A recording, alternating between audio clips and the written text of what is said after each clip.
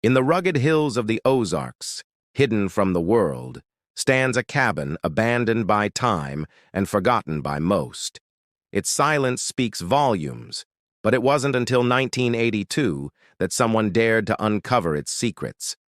Elijah Shelton, a man isolated from society, lives there with his brother Thomas and his 3 children.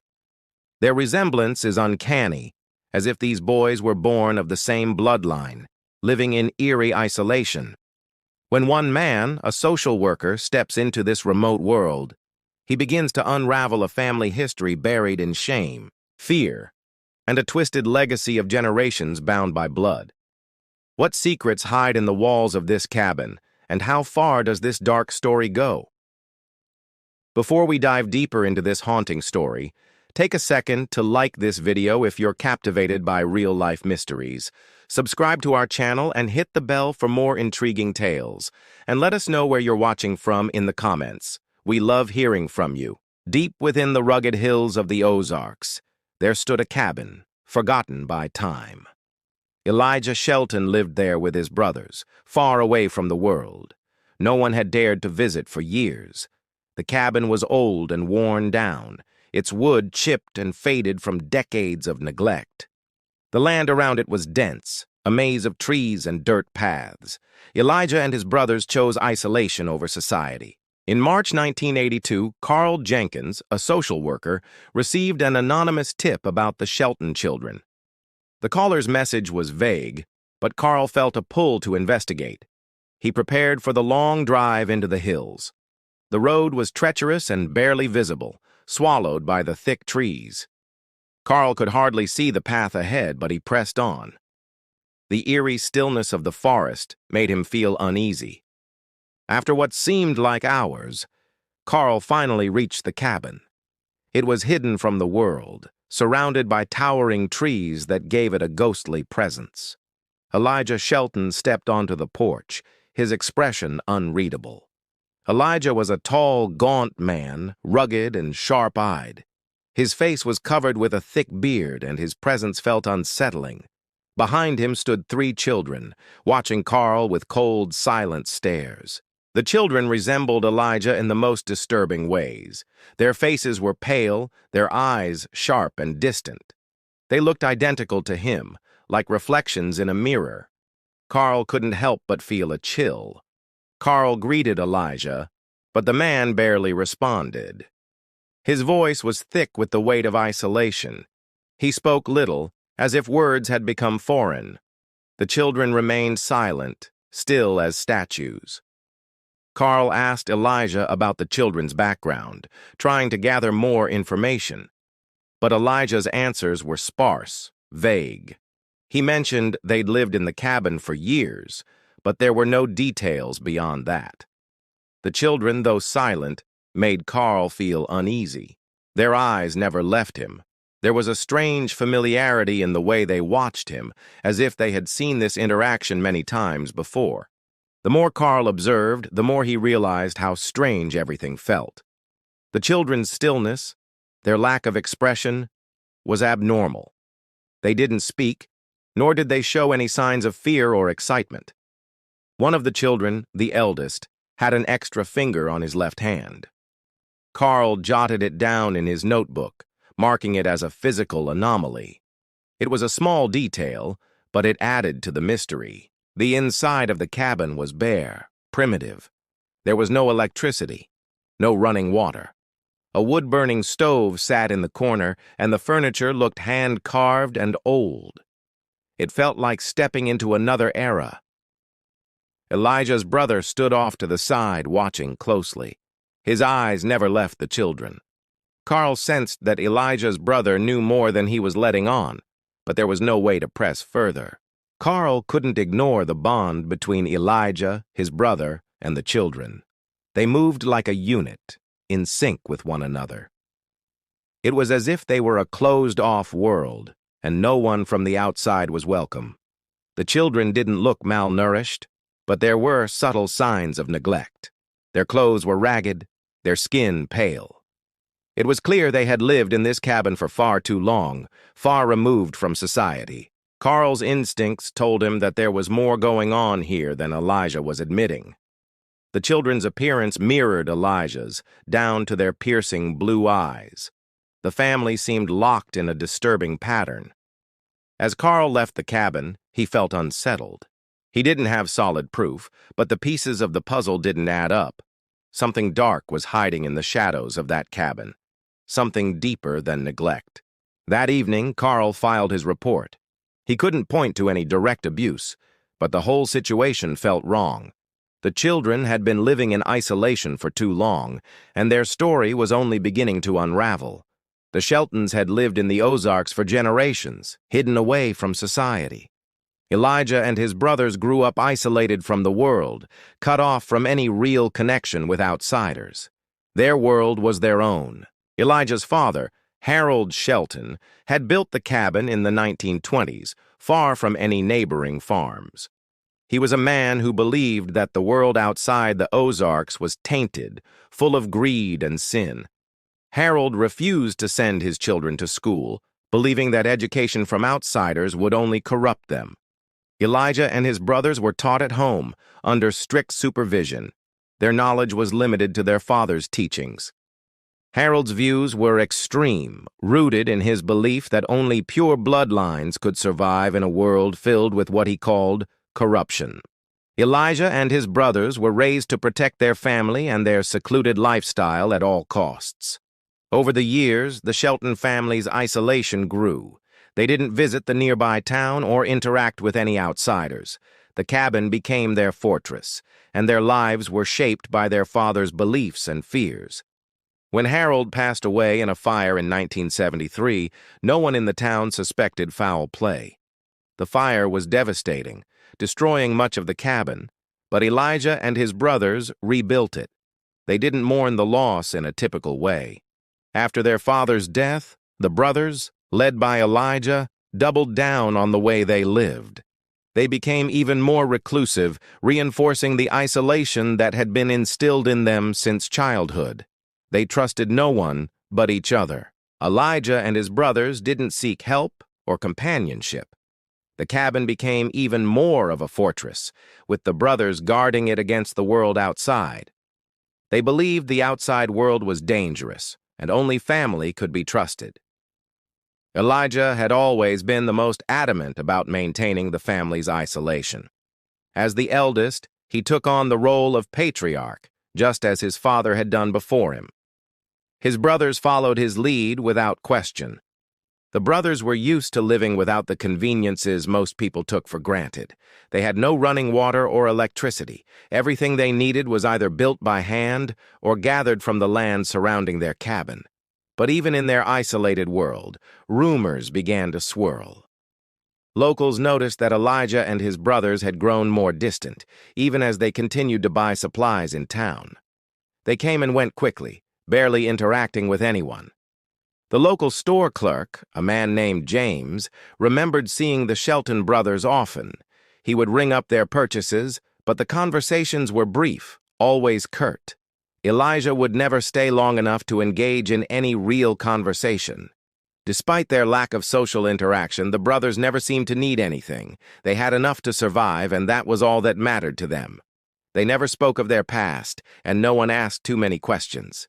James recalled one winter when Elijah and his brothers came in, buying flour and beans. Elijah looked different, older, with a haunted expression.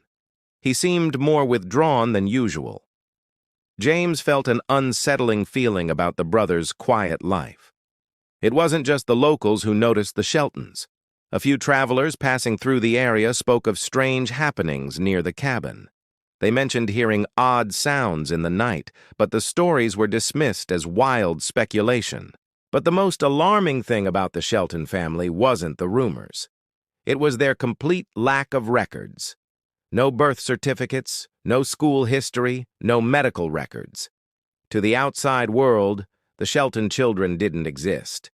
This lack of official documentation became even more concerning when Carl Jenkins began his investigation.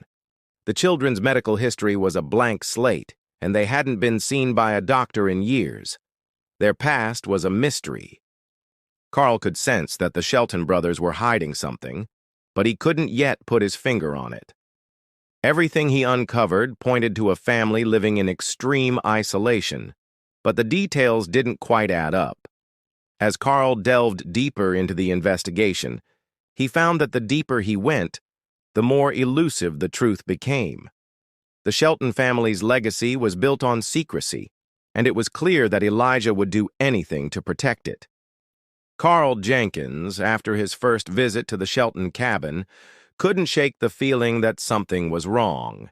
He decided to return with a team, a local sheriff and a pediatrician, hoping to get more answers about the children's well-being. A week later, Carl and his team arrived at the cabin once again. Elijah Shelton met them at the door, his expression colder than before. It was clear that Elijah didn't want them there, but he couldn't stop them now. The cabin seemed just as isolated as Carl had remembered. The children were inside, but they didn't come to greet Carl this time. They were sitting quietly by the stove, their eyes following every movement he made. The pediatrician, Dr. Robert Hayes, began examining the children, performing basic health checks. Thomas, the eldest, had a scar on his arm. Elijah claimed it was from an accident with an axe, but the wound seemed fresh, not from the previous year. Sudi, the next child in line, had a severe dental condition that looked much worse than poor hygiene could explain. His teeth were rotting, and it appeared that no effort had been made to address it for years. Jacob, the youngest, appeared malnourished. His speech was delayed, and his movements were slow and hesitant. Dr. Hayes couldn't quite put his finger on it, but something was off about Jacob. He seemed like he was stuck in time. Elijah's responses were defensive, even hostile at times. He kept brushing off the team's concerns, claiming the children were fine, that they were just fine living their way. Carl couldn't ignore the signs of neglect, though. The children didn't seem to be physically abused. They weren't bruised or starving, but the lack of proper medical care was glaring. Carl's mind raced with questions. Why were these children living in such primitive conditions? The team decided to take the children for further examination, but Elijah was not willing to allow them to leave the cabin. He was protective, almost aggressively so. His attitude made Carl more determined to dig deeper into their past. Carl and the team pushed forward, knowing they had to get more information to help the children. They started searching the county records, looking for any trace of the Shelton family in public files. What they found shocked them. There were no birth certificates for any of the children, no social security numbers, no school records. The children had no official existence, nothing that tied them to the outside world. It was like they had never been born. Carl realized that the deeper they went, the more unsettling the situation became. The children were legally invisible. There was no record of their existence anywhere, which raised serious questions about how they had been raised in total isolation. Carl also discovered something that made his blood run cold. Elijah had no marriage records, no documentation that pointed to a woman in his life. Elijah's vague answers about the children's mother began to feel even more suspicious. The children's appearance only added to Carl's suspicions. They resembled Elijah in almost every way. The same sharp features, the same cold eyes. It wasn't just their appearance that was disturbing, though. It was the bond they shared with Elijah. When Carl looked closely, it became clear that Elijah was more than just a father figure. His relationship with the children seemed too close, too intimate. There was something deeper between them, something Carl couldn't fully understand. Carl's investigation began to feel more like a race against time. Every piece of evidence he uncovered raised more questions than answers. Elijah, it seemed, was hiding something much darker, something that would shock everyone. Carl and his team returned to the cabin, determined to press for answers. Elijah was still resistant, but Carl pushed forward. There was something more to this family, something far more disturbing than anyone could have imagined. By now, Carl was sure that the isolation had bred something far more sinister than just neglect. He began to consider that Elijah's protection of the children was more than just parental instinct. It was something much darker. Carl's gut told him that the truth was buried deep within the walls of that cabin. Whatever it was waiting to be discovered. Carl was determined to find the truth, no matter how dark it might be. Carl's investigation into the Shelton family deepened as he uncovered more disturbing details. The townspeople, though reluctant to speak, knew that something was off about Elijah and his brothers. The whispers had started long ago. James, the local store clerk, was one of the first to talk. He had witnessed the Shelton brothers buying supplies over the years, but their behavior had always been strange. They rarely spoke and kept to themselves. James recalled an incident when Elijah had shown up with his brothers to buy supplies. He'd seemed agitated, more paranoid than usual, and when asked about the children, Elijah grew defensive, his eyes flashing with anger. Some of the older residents in town remembered Harold Shelton, the patriarch of the family. He had been a hard man, a man who believed the outside world was a poison to his family. He never trusted anyone. When Harold died in the fire in 1973, it wasn't considered suspicious at first. People thought it was a tragic accident. But as time passed, a few began to question whether the fire had been an intentional act. Those who had known the Sheltons recalled how Elijah and his brothers had grown more isolated after their father's death. They no longer came into town for social gatherings or events. It was as if they had disappeared from the world. Dr. Robert Hayes, the pediatrician who had examined the Shelton children, was becoming more convinced that something was wrong. The children's health was deteriorating, but the real issue was deeper, something genetic, not just neglect. The more Dr. Hayes learned about the Sheltons, the more he realized that the family's isolation wasn't just a choice. It was a doctrine, an ideology passed down from their father. They had been raised to reject the world outside. A local historian, Samuel Miller, offered more insight. He had researched the Shelton family's past, uncovering records that revealed Harold and Edith Shelton were first cousins. Their shared bloodline was the foundation of their twisted beliefs about purity. It became clear to Carl that the Sheltons weren't just isolated. They had been living by a set of rules that kept them disconnected from the rest of society. They had raised their children to believe that their bloodline was sacred. Samuel Miller's research also uncovered more disturbing facts. The Sheltons had a history of marrying within their own family, a long tradition that had been passed down through generations. It was more than just isolation. It was a twisted family legacy. The deeper Carl dug, the more he realized the true scope of the problem. The Shelton family's belief system had twisted their understanding of relationships and bloodlines. What seemed like a family bond was actually something darker. Elijah's deflection and defensiveness only made Carl more suspicious.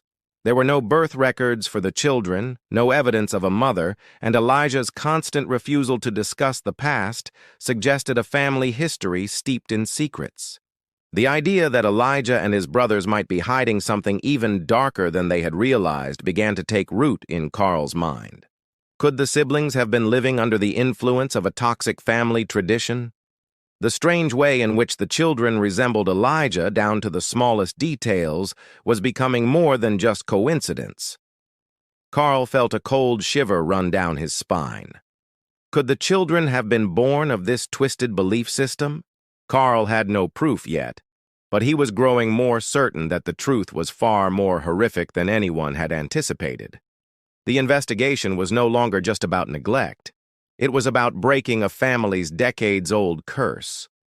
As Carl returned to town, he couldn't shake the feeling that the Sheltons' isolation was more than a product of fear or mistrust. It was the result of a deeply ingrained belief in the purity of their bloodline, no matter the cost. Carl's search for the truth had led him into the heart of a family's dark legacy. Each new piece of information only brought him closer to the terrible reality that the Sheltons were hiding. But how could he prove it? Carl's investigation into the Shelton family had uncovered disturbing details. But it wasn't until he began speaking to the townspeople that the true scope of the family's dark secrets came to light. The town had always known something was off. James, the local store clerk, remembered the first time he noticed the Sheltons' strange behavior. He had seen them come into the store for years, always avoiding conversation, buying only what they needed, and never staying longer than necessary. James recalled how Elijah and his brothers always seemed to be on edge. They never made eye contact, never lingered to chat. They paid in cash, quickly grabbing their items before heading back into the wilderness, as if they were avoiding something. A few others had similar recollections. They spoke in hushed tones, afraid to say too much, yet their fear was palpable. Elijah's protective nature was a constant theme in their stories, as if he had always controlled the family. Carl spoke to a man named Dale, who had been a neighbor to the Shelton family in the years before they became so reclusive. Dale recalled how Elijah's father had been adamant about not letting his children interact with the outside world. As the conversation continued, Carl pieced together more of the Shelton family's history. The Sheltons had never been part of the town's community events, never attended church or even social gatherings. They were a family that kept to themselves. Dale also recalled an incident when Elijah had reacted violently to a simple question. It was the late 1960s when Dale had asked about the children, and Elijah had become agitated, telling him to mind his own business. Even back then, Elijah had been fiercely protective, his eyes burning with a quiet intensity whenever anyone tried to get too close to the family. The Sheltons' world had always been a place where outsiders were unwelcome. Carl continued to dig deeper into the town's collective memories. He spoke with older men who had lived through the same years. Many of them remembered Harold Shelton's strict rules, how he had kept his children isolated from the world. It was clear to Carl that the Sheltons' isolation wasn't just a choice, it was a belief system. Harold had instilled in his sons the idea that the outside world was corrupt, and they had passed this belief down to the next generation. Elijah and his brothers had grown up with this doctrine, and it was something they had taken to heart. But Carl knew that something far more sinister was buried beneath this family's twisted beliefs. It wasn't just fear, it was control. Carl had no concrete evidence, but the more he heard, the more he was convinced that the Sheltons had been raised under conditions that no child should endure. Their entire upbringing had been rooted in isolation and fear. The townspeople had always been afraid to interfere. They had seen the family's odd behavior for years but had never spoken up.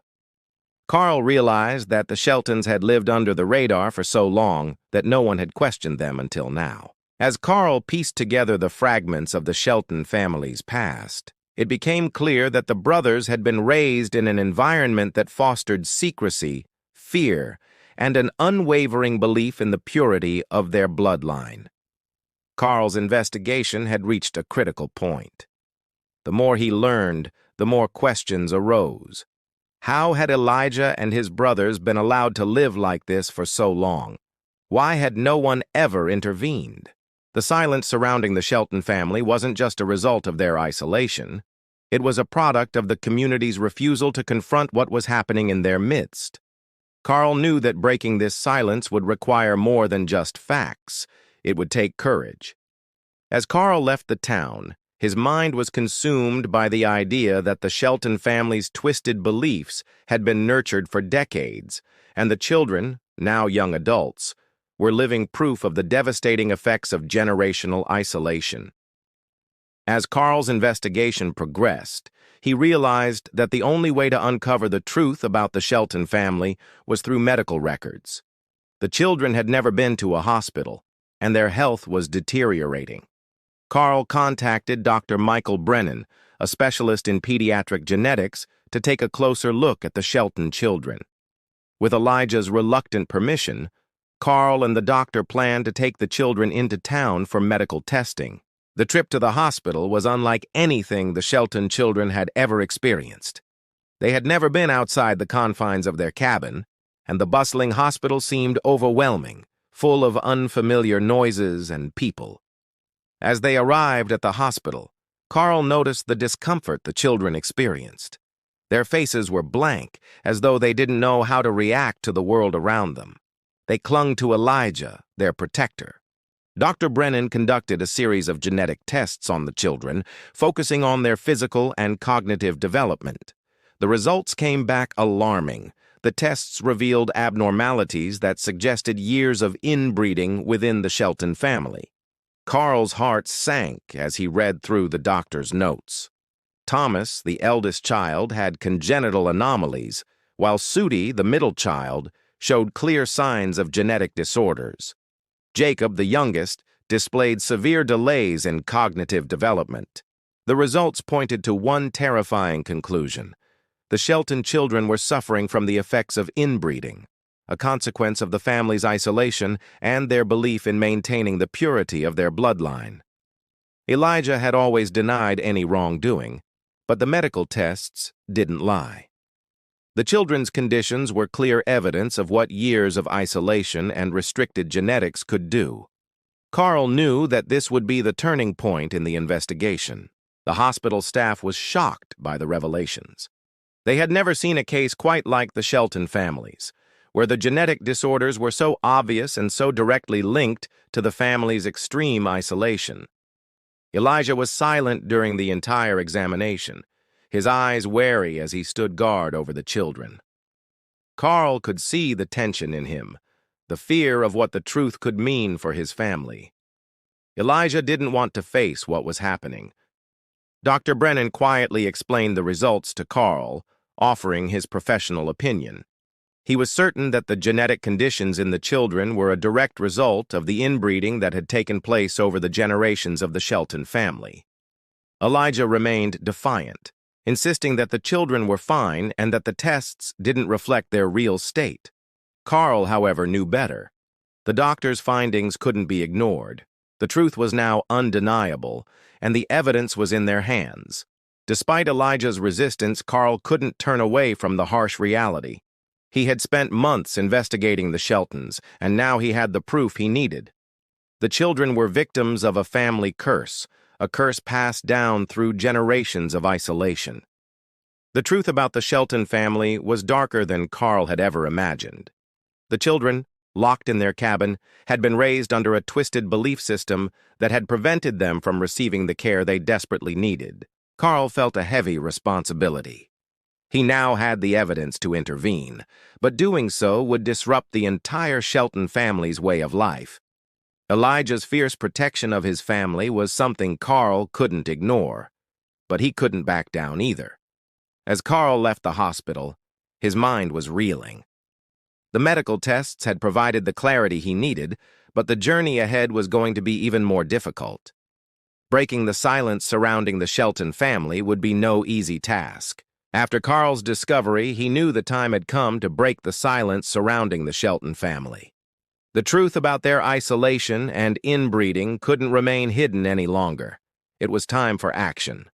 The tension in the air was palpable as Carl and his team prepared for the next phase of their investigation. Elijah had already shown his resistance, but Carl was determined to see it through for the children's sake. Carl met with the local sheriff, Henry, to discuss their next move. They both agreed that the children needed to be removed from the Shelton cabin. The family's way of life was too damaging, and they couldn't let it continue. Henry had his doubts. The town had always avoided interfering with the Shelton family, respecting their privacy. But Carl pushed for change. The children's health and safety were at stake, and they had to act fast. Elijah had always been fiercely protective. But Carl knew that protecting the children from a lifetime of isolation and neglect was more important than Elijah's attachment to their twisted way of life.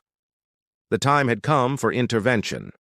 The sheriff assembled a team to accompany Carl to the cabin. As they approached, Carl felt the weight of what was about to happen. This wasn't just about rescuing the children, it was about breaking a family's entire worldview. Elijah saw them coming. He was standing on the porch, his tall figure blocking the door, a mixture of anger and fear in his eyes. He knew what they were there for, and he was prepared to fight. The tension was thick as Carl stepped forward. Elijah didn't speak at first, but Carl could see the hesitation in his eyes. There was a brief moment when Elijah seemed unsure, as though he were considering backing down. But that moment passed quickly. Elijah raised his voice, demanding to know why they were there. Carl took a deep breath and explained that they had the medical evidence to show the children were being harmed. It was time to leave the cabin. Elijah's reaction was immediate. His fists clenched, his eyes burning with fury. He tried to push back against Carl and the sheriff, insisting that nothing was wrong. But Carl knew that Elijah's resistance came from fear, not reason. The confrontation lasted longer than Carl had anticipated. Elijah fought to keep his children inside the cabin, but Carl's team was stronger. It was clear that Elijah's grip on the situation was slipping, even though he was trying to maintain control. Carl knew that Elijah wasn't going to give up easily, but he also knew that the children's safety depended on removing them from this environment. The psychological and physical toll on them was too great to ignore.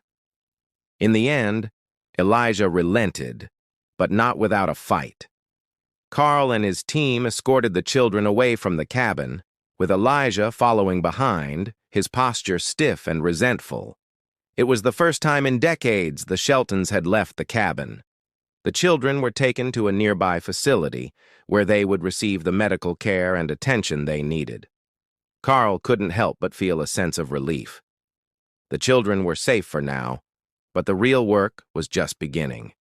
Elijah, though subdued, still watched from a distance, his eyes filled with anger and confusion.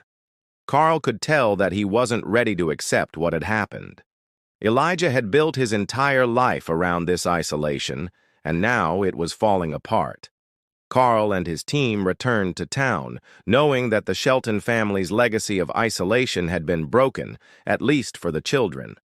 Elijah and his brothers would need time to process what had happened, but Carl knew they couldn't go back to the way things were. It was a bittersweet victory. The children had been saved, but the process of rebuilding their lives would be long and difficult. They had spent so many years in isolation that reintegrating them into society wouldn't be easy. Carl couldn't shake the weight of the decision he had made. He had crossed a line by breaking the silence around the Shelton family. But in the end, he knew that the children's future depended on the action he had taken. The shock of the Shelton family's unraveling continued to ripple through the town. Carl knew that their actions had set off a chain of events that could never be undone. Elijah's defiance would not be enough to protect his family now. Elijah remained silent after the children were taken, his anger simmering just below the surface. It was clear that his world had been shattered. For the first time, his authority over the family had been questioned and broken. The legal proceedings began shortly after. Elijah was charged with neglect and abuse, though Carl knew that the charges would only scratch the surface. What had been done to the children went far deeper than anyone realized. Elijah's trial was a spectacle in town, drawing attention from all corners. The townspeople who had once ignored the family now found themselves forced to confront the truth they had long avoided. It was uncomfortable, but necessary. Carl watched as Elijah's defense lawyer argued that the man had been a product of his upbringing. He had been raised in isolation, with no knowledge of the outside world. The argument was both compelling and disturbing. Carl couldn't help but feel the weight of Elijah's upbringing. The isolation, the twisted belief system that had been passed down for generations. It had created a man who had done unspeakable things. But Carl knew it wasn't entirely his fault. The community, however, was less sympathetic. Many of the townspeople were horrified by the revelations, and they made it clear in their testimonies. Elijah had kept the children in a cage of fear, far removed from any help or hope. As the trial progressed, the truth about the family's history came to light. The judge and jury learned about Harold and Edith Shelton, their strict beliefs, and the generational isolation that had turned into something far darker. The court's decision was not an easy one. On one hand, they could see Elijah's struggle, a man torn between his family's legacy and the desire to protect his children. On the other hand, his actions were inexcusable. Elijah was found guilty on charges of abuse and neglect, but the verdict was far less severe than Carl had hoped. He was sentenced to only 3 years in prison with parole eligibility after 18 months. Carl felt conflicted. The sentencing was controversial. Some believed that Elijah's upbringing had been a mitigating factor, while others felt that justice had not been served. The children, however, were left to pick up the pieces of their shattered lives. The children had been placed in foster care, and Carl visited them regularly. He watched as they slowly began to adapt to a life outside the cabin. The process was difficult, but the children were resilient, despite their traumatic past. Thomas, the eldest, was making strides. He seemed the most determined to build a new life, often asking questions about the world outside. Carl could see that Thomas had the potential to thrive, given the right support. Sudie, on the other hand, struggled the most. She was withdrawn, often staring blankly into space. Carl knew that the scars from her past were deep, and healing would take time. She had lost her sense of self, but Carl believed she could find it again.